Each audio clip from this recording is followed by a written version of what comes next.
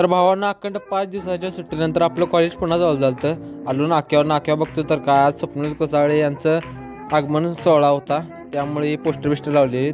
नंतर कॉलेज जाताना बघतो तर काय सायबर चौकात लागलेली गर्दी, कारण स्वप्नील कसाळे स्टँडवरनं आल्यामुळे इकडे गर्दी झाली.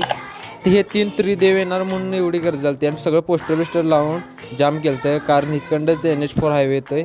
त्यानंतर गेलो कॉलेजवर सरळ केली आणि डायरेक्ट गेलो लेक्चरला. जळचा वेळ झाला त्यामुळे मला काही लिंक लागणार. पंचायत समिती ग्रामपंचायती हळूहळू लिंक लागली आणि सगळं समजून घेतलं. तोपर्यंत सराचा बोट कसा आहे बघा, खतरनाक एकदम. त्यानंतर DSCचं लेक्चर झालं. तोपर्यंत डिगून मोबाईल घेतला आणि लागला का कॅमेरा फिरवाय. सगळं वर्ग दाखवला, सगळे लागलेले तोंड लपवायला. त्यानंतर मग रिसेन्स झाली. रिसेन्समध्ये डबा बिबा खाल्ला आणि शेवटचं 2 ते 4 प्रॅक्टिकल होतं. त्यात सर येणं होतं म्हणून पोर लागले. नंतर मग प्रॅक्टिकल पूर्ण केलं आणि डायरेक्ट गेलो घरला. तर मित्रांनो, तुम्हाला आजचा व्लॉग आवडल्यास लाईक करा, शेअर करा, सबस्क्राईब करा.